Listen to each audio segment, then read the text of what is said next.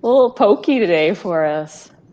Sorry, Chris. Just I had to come on here to be able to join, so I'm just going to be hiding with my name there. But this is the way that I entered as a speaker. So Yeah, awesome. turns out the practice room is the room. perfect. All right. So So Well, welcome everybody. We're live, and as we all struggle with figuring out our technology today, I'm so glad to see our friends from ever here, Neil and Chris. So, good morning, everybody, and welcome to Geothermal Innovation and Opportunity in Alberta. We're getting some folks coming over from other sessions, so we'll give everybody a minute to get in, but it's my distinct pleasure to introduce Chris Cheng, who's the Senior Development Engineer from Eavor, to present this session. Chris is a mechanical engineering grad with a minor in petroleum engineering from the University of Calgary. As a professional engineer, he's worked in the upstream oil and gas sector for over 10 years with a specialty in new technology development. In addition to his technical skills, Chris is an entrepreneur with a successful Dragon's Den pitch under his belt, in addition to the development of a junior resources company. Chris, I know the team at Eavor has been doing some really exciting work, and we look forward to hearing all about it. So please take it away.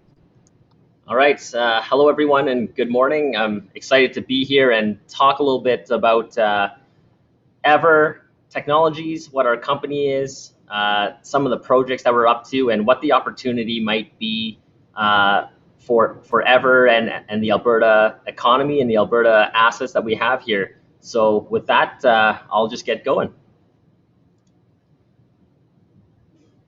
So a quick corporate overview. We were founded in 2017 with funds raised to date of $90 million Canadian.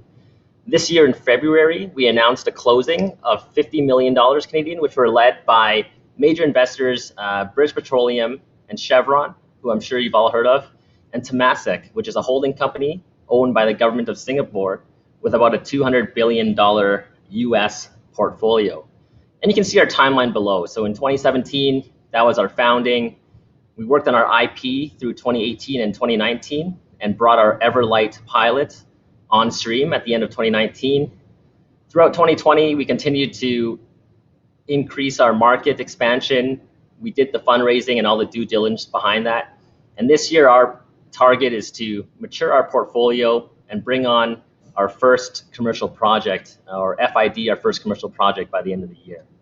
So the Eavor-Loop technology basically defines a new energy category. And to do this, we overturned several traditional geothermal truisms. We've got a demonstration facility just outside of Calgary, 2 hours northwest in Rocky Mountain House, which I'll talk a little bit about later. And we're protected by IP and patents on key solution components. And we've got an extensive list of partnerships and R&D initiatives with both academic institutions and industry players. So where does Eavor-Loop fit in terms of energy and power generation? Well, I guess let's start with baseload, which is enclosed in that blue circle. When we think baseload, it's kind of the typical energy producers you would expect: oil and gas, coal, biofuel or biomass, as it's known in Europe, nuclear, hydro, and traditional geothermal, which also includes EGS or enhanced geothermal systems. When we look at what's scalable, hydro and traditional geothermal tend to drop out of this picture. And that's because hydro and geothermal, they're both relatively niche. They need very particular regions of the world. And I would say that anywhere where one can build a hydroelectric dam, it's already happened. And trying to get a new one installed can be relatively difficult because of the ecological impact that it has upstream of the dam. Similarly, geothermal only works in select places around the world, which is why we don't see a whole lot of it. You need very unique conditions for that to happen. Now, if we look at the clean, then it gets rid of the oil and gas, the coal, the biofuel, arguably the nuclear. But we add in wind and solar and storage. Now, these things are scalable, but they're not dispatchable. And so what that means is that Eavor, and our Eavor-Loop technology, is the only one that is all of the above. It's baseload, scalable, dispatchable, and clean. And then when we talk about black start, what that means is it can restart without relying on the external electric power transmission network to recover from a partial or total shutdown. So if you imagine what they tried to prevent in Texas, if that actually happened to us, we'd still be able to restart from a complete standstill without needing some sort of starting electricity from the grid. So this is just an overview of how heat to power works. The system in the red is basically an off-the-shelf organic Rankine cycle power generation unit. That's how we're contemplating our design right now. So how that works is a low boiling point hydrocarbon fluid, butane or pentane. It's vaporized using energy that we take from the ground. That gas is then used to spin a turbine, which makes power. It gets recondensed in a cooler. In this case, it's shown as an aerial cooler, but it can be liquid-liquid cooling or evaporative cooling as well. So the difference really is the blue circuit, which is the Eavor-Loop. And the Eavor-Loop is a conductive system. So that means there's only heat transfer from the ground as opposed to mass transfer, which we would see in traditional geothermal. In this case, we are only bringing heat from the ground, not water molecules, brine, or steam. And then we use our working fluid to carry that heat to surface in order to vaporize that organic fluid in the power generation unit. So how does Eavor-Loop stack up against traditional geothermal? Well, the Eavor-Loop is a closed system. So we have a working fluid that we design and install, and it circulates in isolation from the reservoir, meaning there's no fluid exchange. What that means, though, is that there's no need for a permeable aquifer. We don't need to find hot water or hot steam in order to get that energy. And that's what makes us so scalable, is that we don't need those niche geological conditions in order to make our project work. Another important thing is that we're driven by our natural thermosiphon, so there's no pumping required, and I'll talk a little bit more about that. In contrast, traditional geothermal does require an electric submersible pump, and that can add up to a lot of parasitic loads, which take away from the net amount of power that can be sold to the customer or the grid. Because we're closed loop, we don't need fracking, and there's no induced seismicity. So sometimes if a traditional geothermal aquifer is tight, you would do some fracking to improve the connectivity between the production well and the injection well in traditional geothermal. For the same reason, because we're closed loop, we don't produce GHGs or CO2. In traditional geothermal, you can co-produce some of those and train gases in the reservoir. There's no water use with the Eavor-Loop, no production brine that requires any treatment or disposal, and we are baseload and dispatchable. And I'll talk a little bit more about that on the next slide. So the advantage of the Eavor-Loop, number one, the thermosiphon. It's a natural circulation of our fluid, which we've demonstrated at our pilot, basically caused by a pressure differential. So the density of the water column, let's say here in the inlet well, the cold water column is heavier than the hot water column on the outlet well. That creates a pressure differential, and as long as we can overcome our minimal friction losses inside the main system, this will naturally want to circulate the fluid.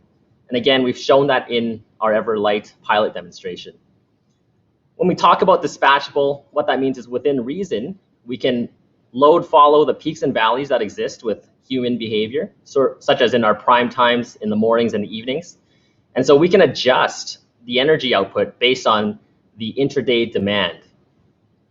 Our footprint, as I'll show in a couple slides, is very small because most of our system is underground. I think everybody here should be familiar with that in terms of pad drilling. Most of our well and our system is underground, and that's important in places where there may be a footprint limitation. Continuing clockwise, talking about our intersection and how we connect that closed loop comes from existing magnetic ranging technology, which is from the oil and gas industry. Now, typically you would have used that to make sure your wells don't collide, notably in, say, SAGD, where you want your injector and your producer wells to stay 5 meters apart. We're basically using that exact same technology, but for the opposite. We actually want them to collide, and we were able to demonstrate that again in our Eavor-Light pilot. Our multilateral rock pipe is a chemical sealant that enables us to complete our spread section, where all the heat exchange occurs, open hole. So that keeps the economics very favorable because we don't need to install liners, cement, or casing in the main part of the Eavor-Loop. And then finally, as I talked about before, our spread section is multilateral legs stemming from our vertical inlet and outlet wells. They're joined at the toe, and it's that surface area that enables us to perform the large amount of heat exchange required to bring all that energy up to surface. So some advantages of the Eavor-Loop, as I mentioned before, low footprint. Our Eavor-Loops can be drilled almost anywhere, including in urban areas not suitable for other forms of energy production. So imagine having a power generation plant in the middle of a downtown urban center. A lot of times that's just not possible with some of the other power generation technologies. Our footprint is very small, as I mentioned, and I'll talk about that more on the next slide. But in the top left corner, you can see a well plan that we've put together. And really, it's just a single surface. It's a single surface hole, and it extends down multiple kilometers in the earth. And then most of the Eavor-Loop system is underground and out of sight. And finally, dispatchability. Our transient operation allows our system to charge when there's low demand and to discharge during high demand periods. So the green line is the Eavor-Loop working as baseload. This is a hypothetical, say, 10 megawatt system. It doesn't have to run flat, though. It can also be complementary to, say, solar and wind.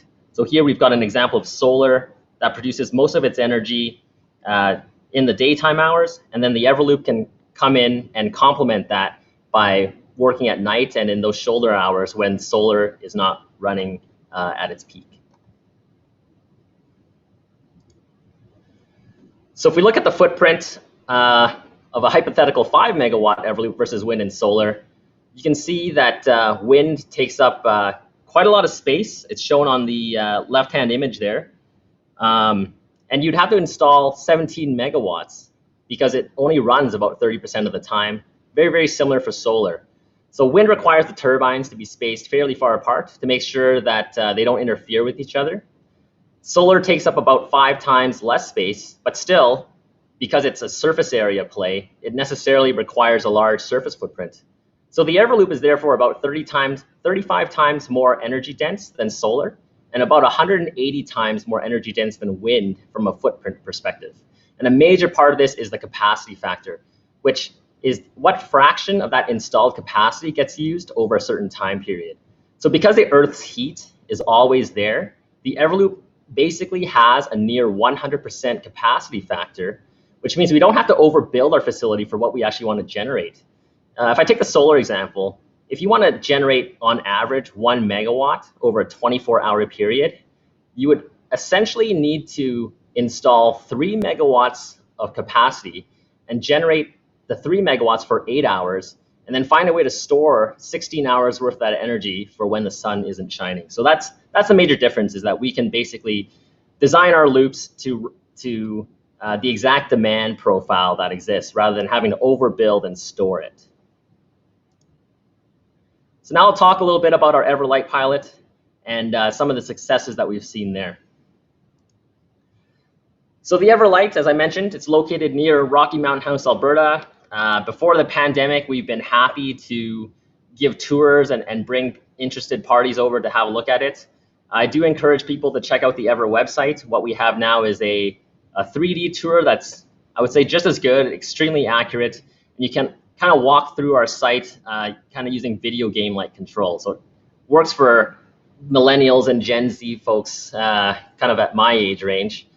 So the primary technical objectives that we achieved at the Eavor-Light pilot is, one, show that we can drill and intersect an Eavor-Loop with the magnetic ranging technology. Number two, pressure test our rock pipe completion system, ensure that there was no leak off and that it can hold pressure. And finally, and what's very important, is to validate our thermodynamics and our thermosiphon. So we wanted to be able to show that we can predict exactly how much energy we can bring to surface, and we were very, very accurate to our pre-spud forecasts, and also demonstrate the thermosiphon. So if you go onto that site, you'll see that there's nothing running, no pumps running, and the fluid naturally flows at a relatively high flow rate. And it's something that in physics makes sense, but it's still really cool to see. On the top right, we kind of just show our SCADA system that we have there. So on our inlet outlet well and some of the other equipment pieces, we've got temperature, pressure, and flow rate.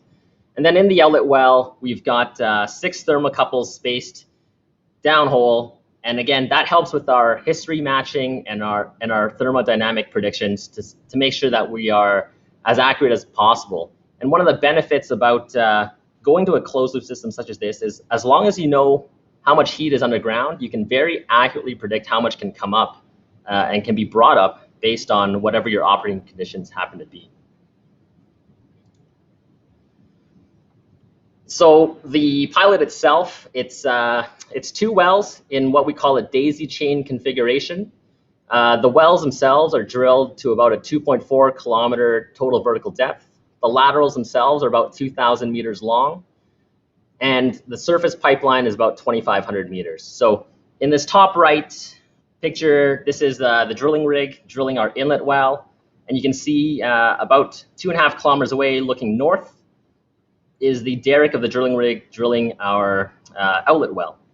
And the bottom right photo is just a picture of our facility when it was commissioned on December 3rd, 2019. And it's been running smoothly and as predicted for the last 18 months. So on the next slide, I'm going to show you how we're going to switch from this daisy chain geometry to our commercial design, which we call the James Joyce configuration. It's named after the Irish pub where it was conceived, but also conveniently, it's the shape of the loop, which looks like it's 2 J's stacked on top of each other.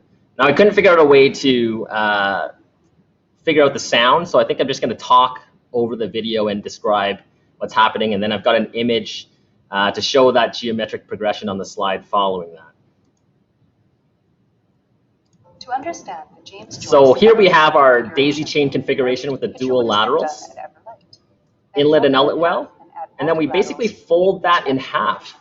So both wells are now drilled from the same location, and that eliminates the need for the long surface pipeline and having a second pad.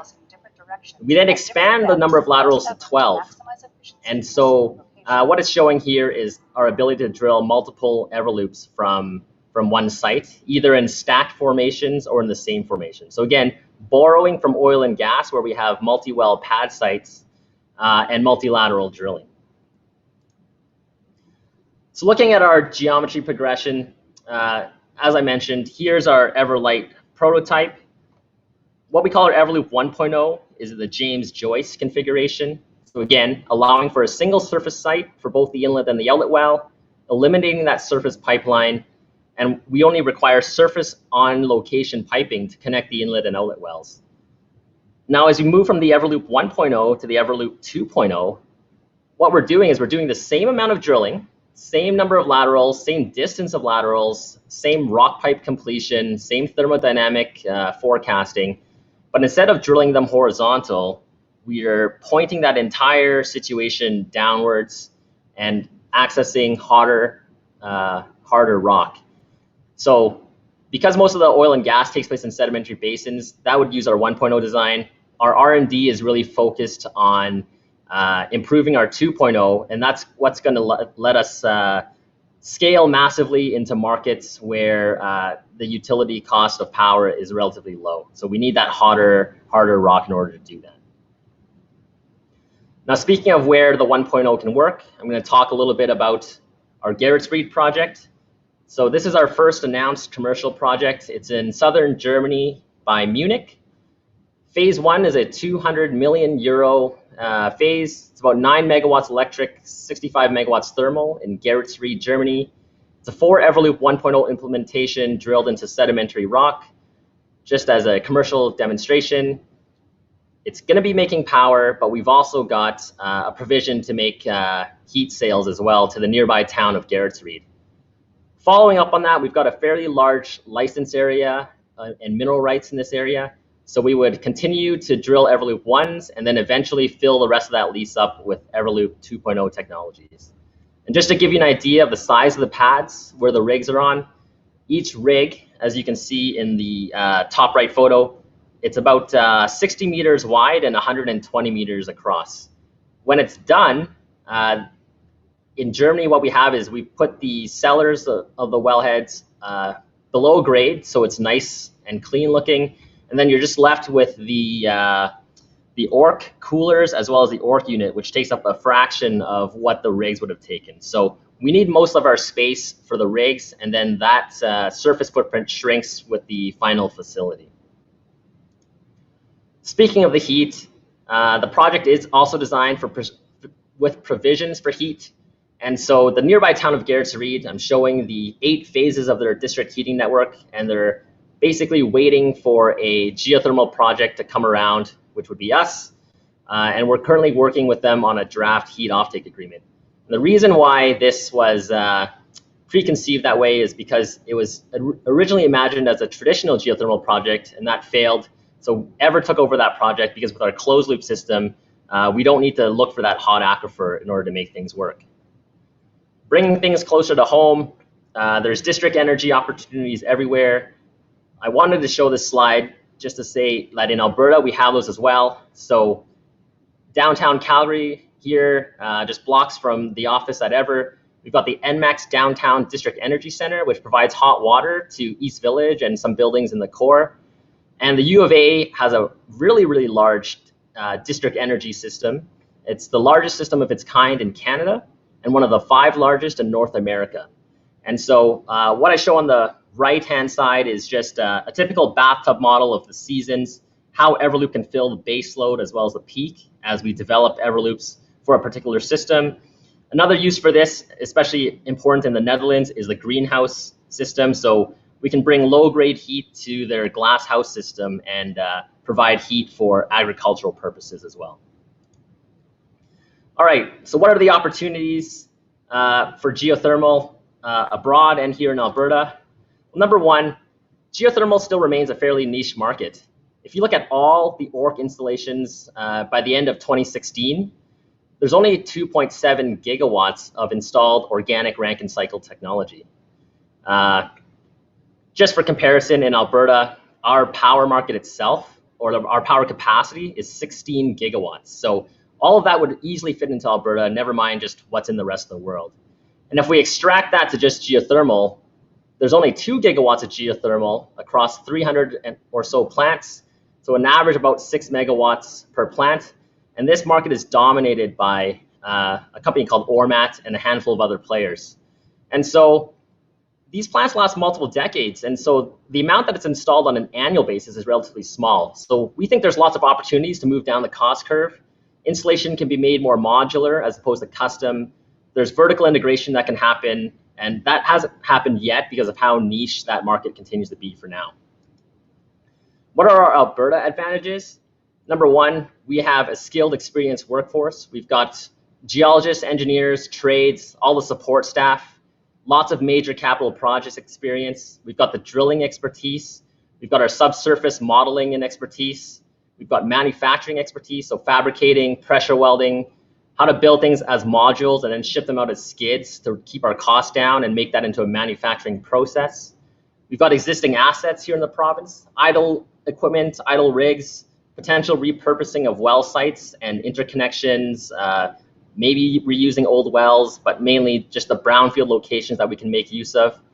And I like to call it what doesn't kill you makes you stronger. So as far as regions go worldwide, you know, Alberta's got harsh working environments, a stringent regulatory regime, and throughout all that, we're still able to maintain a strong safety culture. So just talking about the Alberta market, the cost of energy, transmission, and carbon tax can make behind-the-fence power economic today. Eavor's aspiration is to compete in the utility market, eventually selling into the grid. Obviously, that's a big challenge because we're competing with coal and natural gas and relatively cheap prices in a deregulated market. But we also have district heating opportunities. We're aware of at least one new community that's planning district heating as part of their expansion. And any expansion and modernization of existing networks that are transitioning from steam to hot water is an opportunity for us. And finally, industrial process heating and drying. So something to think about, a typical Eavor-Loop in Alberta can provide about 30 megawatts thermal of energy to be used however it fits into your industrial process.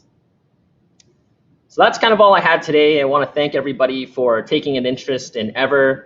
If you want to learn more about us, you can Google us, but we've gotten a lot of coverage lately, and I particularly like the Vox article, which explains geothermal altogether, as well as the Everlight virtual tour. So we've got about 5 minutes left. I think I nailed my time, and I'll maybe turn it over back to Nadine to maybe curate maybe some of the more popular questions if we got any. So thanks everybody. Chris. Yeah, thanks so much, Chris. It's I've been reading about it, but it's so different to hear you explain it. It's just it's an absolutely amazing story, and folks have questions, please pop them in, or I know Chris will has his contact information in if you want to ping him separately. I guess a couple things. Well, first of all, the thing that comes to my mind is, wow, you guys, you're doing all this really cool work. Plus, you seem like you're having fun. I hear gaming and pubs seem to be a theme in your organization. So it seems like it's a great corporate culture, which is nice to see.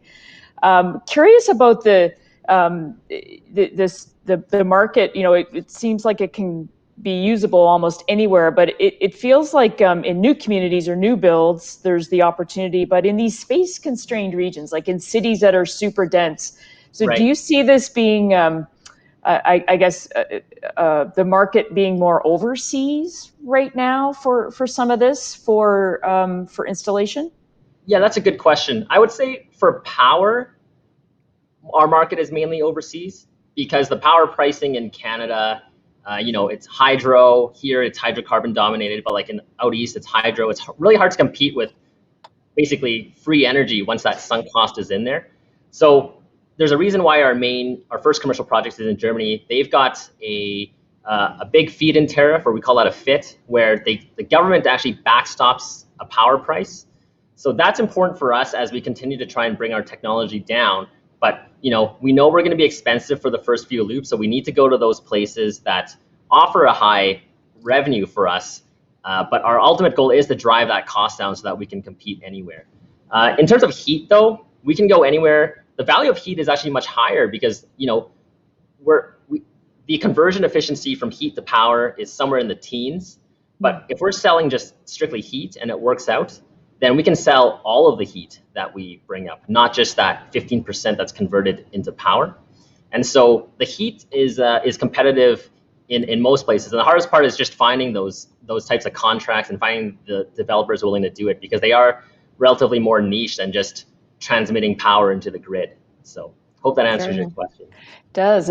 We just have a little bit of time left. And the other curious thing that popped into my head as you were speaking is, how does this work from a regulatory point of view? Is there any differences or challenges that you guys have seen either here in Alberta or in other jurisdictions that, it's new, it's niche, and so we know our regulators aren't necessarily good at that.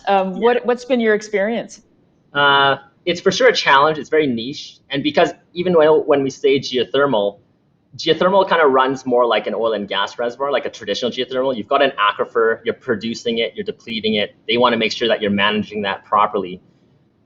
For what we do, because we're just harvesting heat, which is, I would say, more invisible, it's more like who owns the wind and who owns the sun, because it's not a mass transfer. So certainly in jurisdictions where we're going into, I would say more than most, we kind of have to redefine and work with the regulators directly to say, okay, well, this part applies to us, like well integrity and whatnot, but this part will not apply to us in terms of like injection and stuff, because we don't have that. Even though we so-called have an injection well, our goal is to not have any sort of transfer of mass between the two. So yeah, it's definitely a challenge, but we get better as we work through it. But it's just another part of our challenge, and we've got a strong technical team to work with the regulating bodies to work through that. Well, and good luck with that, I guess. I know we certainly know that the province is very supportive of what you're trying to do, and you got a nice shout out yesterday from Minister Schweitzer on that. So we know he's a big fan. And as we wrap up, I just wanted to thank you and Neil and the group at Eavor for participating and providing such a great presentation. And if anybody has any additional thoughts or comments and you want to reach out to the gang at Eavor, feel free. Super pleased to have you here, Chris. It was great presentation, and thank you so much. Have a great rest of the day, everybody. Awesome. Thank you, Nadine, and thanks for the invite. Cheers. All right. Bye-bye, guys.